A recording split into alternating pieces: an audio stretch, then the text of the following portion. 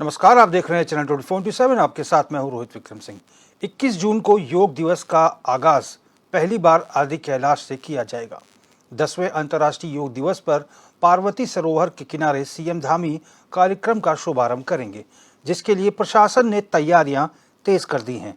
जानकारी के मुताबिक पहले योग दिवस पर राज्य स्तरीय कार्यक्रम हल्द्वानी में रखा गया था। अब इसे बदलकर आदि कैलाश में पार्वती सरोवर किनारे किया जाएगा। बता दें कि पिछले साल पीएम मोदी ने आदि कैलाश यात्रा की थी। इसके बाद देश दुनिया में आदि कैलाश की यात्रा के लिए पर्यटन और श्रद्धालुओं का रुझान बढ़ा। इसी को देखते हुए प्रदेश सरकार ने पहली बार अंतर्राष्ट्रीय योग दिवस को आदि कैलाश में मनाने का फैसला लिया है।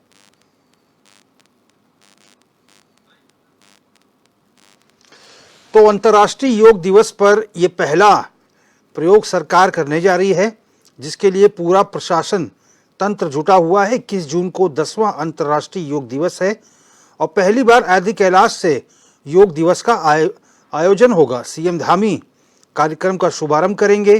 पार्वती सरोवर किनारे कार्यक्रम का यह आयोजन किया जाएगा। बड़ा ही मनभावक दृश्य होगा। पहले ये हल्द्वानी में किया जाना था कार्यक्रम, फिलहाल आदि कैलाश में ये कार्यक्रम होगा पार्वती सरोवर में। तो ये पहली बार हो रहा है इतिहास में कि आदि कैलाश में योग दिवस का शुभारंभ होगा। पार्वती सरोवर किनारे होगा ये पूरा का पूरा आयोजन। और कुछ समय पहले ही प्रधानमंत्री नरेंद्र मोदी आदि कैलाश गए थे, पार्वती सरोवर भी गए थे और इन तमाम जगहों पर प्रधानमंत्री ने पूजन किया था, परिक्रमा की थी, जिसको देखते हुए पर्यटन और तीर्थयात्रियों की संख्या में इजाफा हुआ था। पर्यटन डेस्टिनेशन बना आदि कैलाश, पार्वती कुंड, पार्वती सरोवर जिसे कहते हैं। और इसी को देखते हुए सरकार ने आदि कैलाश से अंतर्राष्ट्रीय योग दिवस मनाने का फैसला लिया है। 21 जून को 10वां अंतर्राष्ट्रीय योग दिवस है। अरुण सैनी हमारे संवाददाता लाइव है इसी खबर पर तमाम अपडेट्स के साथ। अरुण, सबसे पहला प्रश्न, सरकार की क्या मंशा रही कि आदि कैलाश पार्वती कुंड सरोवर के किनारे सीएम धामी जो है इस पूरे 10वें अंतर्राष्ट्रीय योग दिवस के कार्यक्रम की शुरुआत करना चाहते हैं। आखिर मैसेज क्या देना चाहते हैं देश और विदेश में सीएम?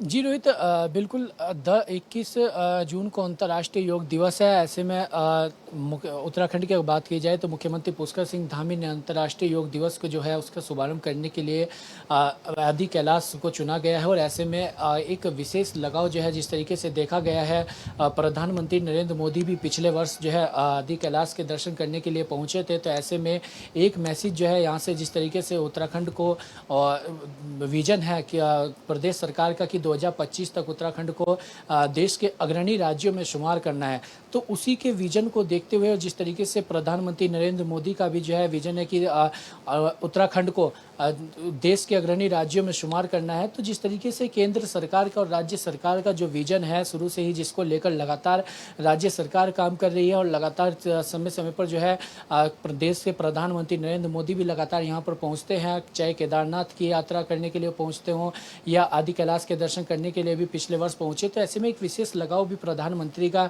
उत्तराखंड से देखने को मिलता है। तो इसी को देखते हुए जो विजन सरकार के द्वारा रखा गया है, राज्य सरकार का और केंद्र सरकार का जो विजन है उत्तराखंड के लिए, उस विजन को किस तरीके से गति मिल सके, किस तरीके से वो विजन पूरा हो सके और किस तरीके से उत्तराखंड के को देश के अग्रणी राज्यों में शुमार किया जा सके।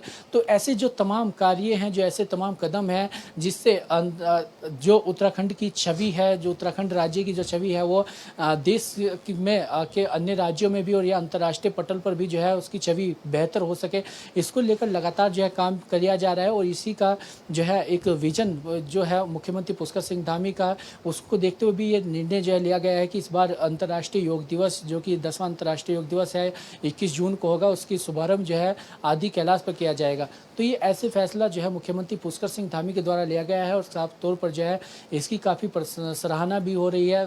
तमाम जो जनता है वो भी इसको लेकर काफ़ी सराहना कर रही है और उत्तराखंड की जनता को भी आने वाले समय में इससे काफ़ी कुछ जो है वो फ़ायदा पहुँचेगा। अरुण, यानी कि अध्यात्म को और योग को जोड़कर सरकार चल रही है। आखिर इससे मैसेज क्या देना चाहती है समाज में सरकार, और वहाँ किस प्रकार की तैयारियां रहेंगी? सीएम रहेंगे क्या, या वहाँ पर प्रॉपर तरीके से योग करते हुए हम देख सकेंगे सैलानियों को, सीएम को? जी रोहित, बिल्कुल देखिए, जिस तरीके से अगर बात की जाए उत्तराखंड की, विशेष तौर पर बात की जाए चारों धामों में जिस तरीके से लगातार श्रद्धालुओं की संख्या में इजाफा हो रहा है और साल दर साल जिस तरीके से देखा जा रहा है कि श्रद्धालु यहाँ पर बड़ी संख्या में पहुँच रहे हैं, तो ऐसे में आदि कैलाश में भी जो है प्रधानमंत्री नरेंद्र मोदी पिछले वर्ष पहुँचे थे और वहाँ पर भी जो है अब लगातार सैलानी पहुँच रहे हैं। तो ऐसे में जो आदि कैलाश जो है पर्वत है, ऐसे में उसको भी अंतर्राष्ट्रीय पटल पर जो है उसका प्रचार प्रसार करना वो भी लगातार जो है वो किया जा रहा है। और ऐसे में लगातार जो सैलानी पहुंच रहे हैं 21 जून को वो भी वहां पर योग करेंगे। और जिस तरीके से योग और अध्यात्म को जोड़कर जो सरकार चल रही है, जिस तरीके से तीर्थाटन को भी उत्तराखंड में जिस तरीके बढ़ावा दिया जा रहा है, राज्य सरकार की तरफ से लगातार ऐसे तमाम प्रयास किए जा रहे हैं जिससे कि तीर्थाटन को और अधिक जो है उसका प्रचार प्रसार हो सके। देश विदेश में लगातार जो अध्यात्म है या जो योग गुरु जो है कहा जाता है भारत को, तो ऐसे में उसका जो है प्रचार प्रसार पूरे अंतर्राष्ट्रीय पटल पर हो सके, तो इसको लेकर तमाम ऐसे कदम सरकार के द्वारा उठाए जा रहे हैं। और ऐसे में ये भी एक कदम है जिस तरीके से आदि कैलाश पर्वत पर जो है वहाँ पर शुभारंभ किया जा रहा है 21वें अंतर्राष्ट्रीय योग दिवस का। तो ऐसे में ये भी एक बड़ा कदम जो है राज्य सरकार की तरफ से, केंद्र सरकार की तरफ से जो है माना जा रहा है। ठीक है अरुण, बहुत बहुत धन्यवाद तमाम इनपुट्स के लिए। रुख करेंगे दूसरी बड़ी खबर का। केदारखंड और मानसखंड यात्रा धार्मिक आस्था का केंद्र है जिसके लिए शास्त्रों में नियम बनाए गए हैं। पूर्व में 4 धाम यात्रा मोक्ष के लिए होती थी, जो आज भी लगातार चल रही है। 4 धाम यात्रा का पहला पड़ाव यमुनोत्री, फिर गंगोत्री, उसके बाद केदारनाथ और आखिर पड़ाव जो है वो बद्रीनाथ होता है। लेकिन अब सीएम धामी ने रामनगर से 4 धाम यात्रा के शुरू करने वाले बयान से तीर्थ पुरोहित जो है नाराज चल रहे हैं।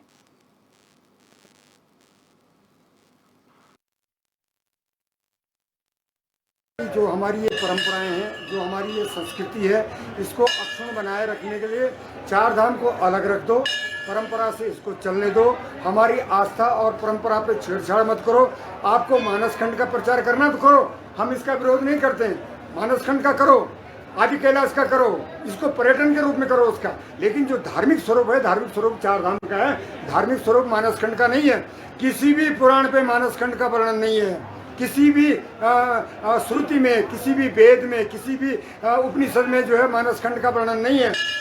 आप मानसखंड का प्रचार कीजिए, लेकिन दुष्प्रचार मत कीजिए कि इधर से 4 धाम से हमको जोड़ने की कोशिश मत कीजिए। दूसरा जो ऐतिहासिक तथ्य है, राहुल संस्कृतन जो सबसे बड़ा विद्वान हुआ हिंदुस्तान का, वो यहाँ क्यों आया? वो इन 4 धामों में क्यों गया? उधर क्यों नहीं गया मानसखंड में? उन्होंने भी इसी का वर्णन किया है, यमुनोत्री, गंगोत्री, केदार और बद्री का वर्णन किया है। तो इसको परंपरागत रहने दो।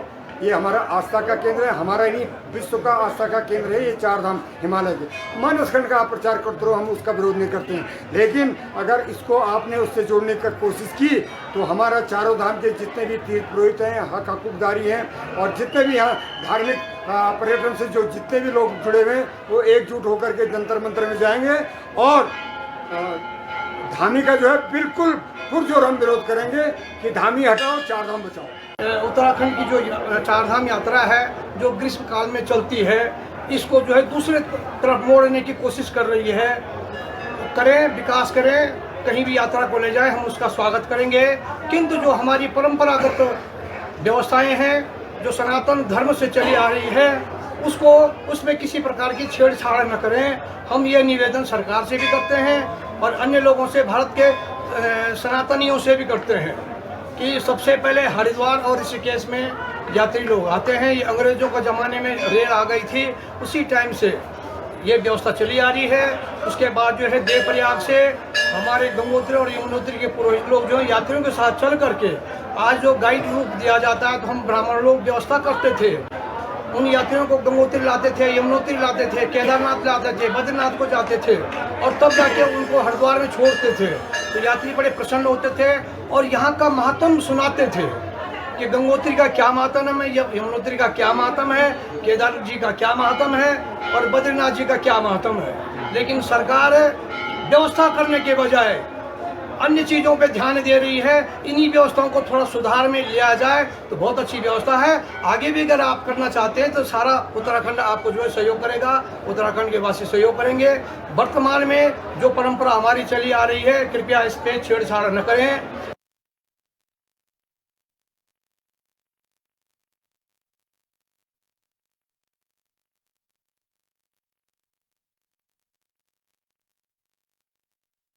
सुरेश सेमवाल जी, सचिव गंगोत्री धाम के हमारे साथ फोन लाइन पर जुड़ गए हैं। सेमवाल जी, बहुत स्वागत है आपका चैनल पर। जय गंगा मैया की। महाराज जी कैसे हैं आप? हम सब अच्छे हैं सेमवाल जी, आप बहुत आशीर्वाद है आपका। हम ये जानना चाहते हैं सेमवाल जी, क्योंकि सरकार ने निर्णय लिया है कि रामनगर से अब चार धाम यात्रा की शुरुआत होगी, लेकिन जो पौराणिक मान्यताएं हैं, सनातन की मान्यताएं हैं, उसमें गंगोत्री, यमुनोत्री, फिर गंगोत्री, फिर केदारनाथ, फिर बद्रीनाथ, ऐसा जो है लिखा हुआ है, ऐसा वर्णन है और इसी के अनुसार यात्रा चलती है। सरकार के अब जो इसमें परिवर्तन करना चाहती है, इस पर आप लोग का क्या स्टैंड है, क्या कहेंगे? मेरा मानना ये है महाराज कि हरिद्वार का हरि का जो द्वार है उसकी बड़ी मान्यता है। उसी के द्वार से सब जगह जाया जाता है और धामी जी बहुत यशस्वी और बहुत समझदार मुख्यमंत्री हैं इस सूबे के। मुझे निश्चित तौर पर लगता है कि उस सिस्टम को पूरा सही ढंग से बनाएंगे और ये यात्रा जो है यथावत चलती रहेगी, ऐसा मेरा मानना है। धामी जी बहुत सूझबूझ के आदमी हैं और हमारे प्रदेश को चला रहे हैं, तो मेरा भी उनसे यही आग्रह होगा कि हरिद्वार से जो यात्रा चलती है वो निरंतर चलती रहेगी। और जो रामनगर कोई विकल्प अगर होगा, तो पहले कभी जाते होंगे वहाँ से रामनगर से, तो वो बात दूसरी है, तो वो भी उस पर भी सोचें। लेकिन हर के द्वार से जो यात्रा प्रारंभ होती है उत्तराखंड की, उसकी बड़ी मान्यता है, ऐसा मेरा मानना है। सेमवाल जी, ऐसा क्यों है? चाहे पूर्व सीएम त्रिवेंद्र सिंह रावत की बात करें, चार धाम ये तो मैंने अभी अखबारों से पढ़ा है, धामी जी के विचार पढ़े हैं, धामी से हमने मुलाकातें की है। तो निश्चित तौर पर अभी शिष्टमंडल लेके मैं चार धाम महापंचायत का अध्यक्ष भी हूँ चारों धाम का, तो मैं अभी माननीय मुख्यमंत्री से इसमें मुलाकात करूंगा। और निश्चित तौर पे वो मैंने कहा पहले भी कि सूझबूझ वाले व्यक्ति है, बहुत सरल है स्वभाव के, तो निश्चित तौर पे वो सही रास्ता इसको निकालेंगे। सेमवाल जी, आपका क्या मत है कि इस प्रकार के जो धार्मिक फैसले हैं, जो श्रद्धालुओं से, आप लोगों से जुड़े हुए हैं, सीधे ईश्वर से जुड़े हुए हैं, धामों से जुड़े हुए हैं, चाहे हम पहले की सरकार की बात करें, त्रिवेंद्र रावत जो कि पूर्व सीएम रहे, देवस्थानम बोर्ड वो लेके आए, आप लोग से, पंडा पुरोहितों से, तीर्थ पुरोहितों से, जो संत समाज है, सरकार को नहीं चाहिए कि ऐसे लोगों से एक बार मेल मिलाप करके बातचीत कर लें, उसके बाद कोई निर्णय लिया जाए? निश्चित तौर पर महाराज जी, ऐसा कि पहले की सरकार के बारे में तो मैं नहीं कहूँगा, कुछ कोई टिप्पणी नहीं करूंगा त्रिवेंद्र जी के बारे में, लेकिन माननीय धामी जी हो बहुत सूझबूझ का आदमी। चलिए, सुरेश सेमवाल जी से संपर्क कट गया है, चूंकि पर्वतीय क्षेत्र में इस समय होंगे और नेटवर्क की कुछ इशू होगा। दीपक नौटियाल हमारे संवाददाता फोन लाइन पर जुड़ गए हैं। दीपक, हमने इसके पहले भी देखा है, सरकार इस प्रकार के फैसले जो धार्मिक होते हैं वो ले लेती है, लेकिन जो धर्म से जुड़े हुए जितने भी धर्म गुरु हैं, पंडा पुरोहित हैं या संत समाज के लोग हैं, जो प्रतिनिधित्व करते हैं अपने सनातन संस्कृति की, सनातन धर्म की, सरकार आखिर इनसे एक बार परामर्श क्यों नहीं करती? क्यों इनसे मेल मिलाप नहीं करती? इनसे क्यों नहीं सलाह लेती और एकदम से फरमान सुना देते हैं? और नतीजा ये होता है कि साधु संत ना, ये पंडा पुरोहित नाराज हो जाते हैं। अब सुरेश सेमवाल कह रहे हैं मुलाकात करेंगे।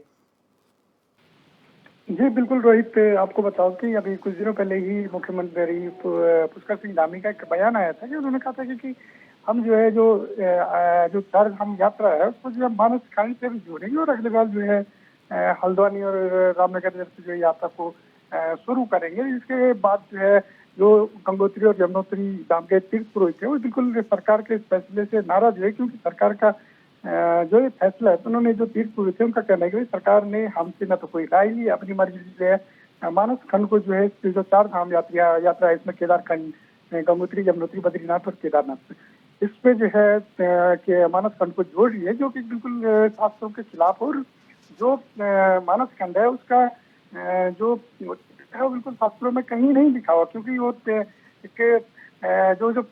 जो तीर्थ माने गए हैं केदार खंड में जो गंगोत्री, यमुनोत्री, बद्रीनाथ और केदारनाथ 13 को जो तीर्थ का दर्जा दिया गया, लेकिन जो सरकार का फैसला है तो ये देखा जाता है कहीं ना कहीं जो जो तीर्थ पुरोहित है बिल्कुल इस फैसले से नाराज चल रहे हैं और शायद अगर सरकार इस फैसले को अगर वापस नहीं लेते तो बहुत जल्दी जो है हो सकता है कि गंगोत्री, यमुनोत्री, बद्रीनाथ और केदारनाथ के जो पंडित विरोध है बहुत बड़ा आंदोलन कर सकते हैं।